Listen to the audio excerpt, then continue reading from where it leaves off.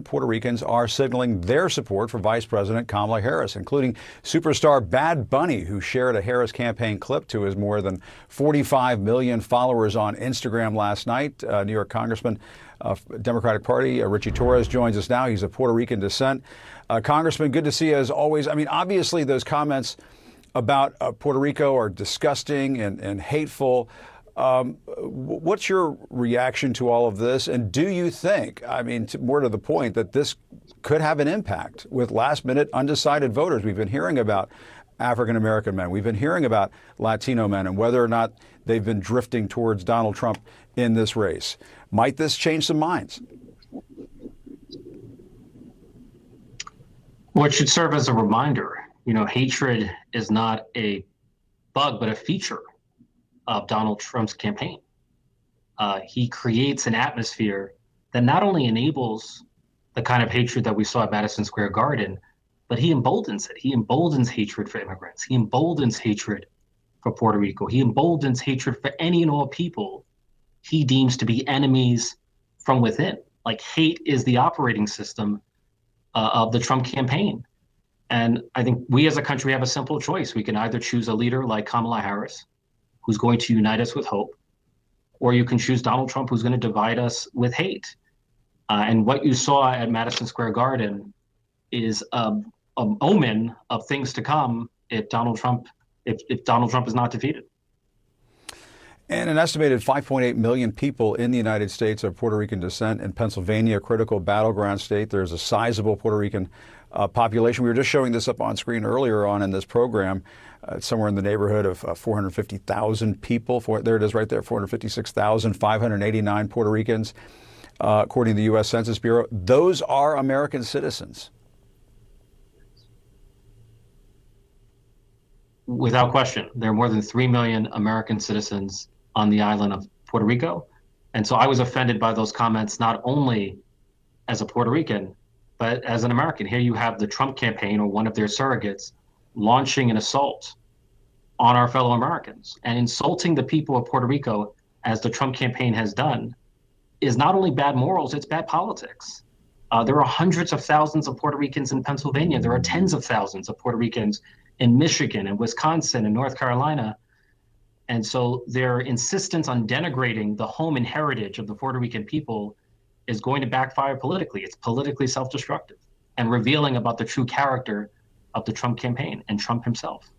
And we're showing your tweet saying, ignore the haters, heaping scorn on Puerto Rico at Donald Trump's rally. Puerto Rico is not garbage. It's gorgeous. The people, the culture of the island. I've been there several times myself. It's a beautiful place. There's no question about it. I guess, Congressman, the other factor in all of this is it might remind Puerto Ricans of Donald Trump's track record when it comes to Puerto Rico, in particular what took place during Hurricane Maria, when he infamously was tossing paper towels at people there in October of 2017. Do you think the Harris campaign needs to remind voters of this, talk about this, highlight this? What's your sense of it? Look, we should drive the difference between the two candidates home. You know, after Hurricane Maria, which was one of the worst natural disasters that Puerto Rico had to face in its recent history, Donald Trump not only abandoned Puerto Rico, he did everything he could to sabotage the reconstruction and recovery of Puerto Rico in its moment of greatest crisis. And as you pointed out, there was the infamous photo op in which he was seen throwing paper towels at Puerto Rican residents in distress.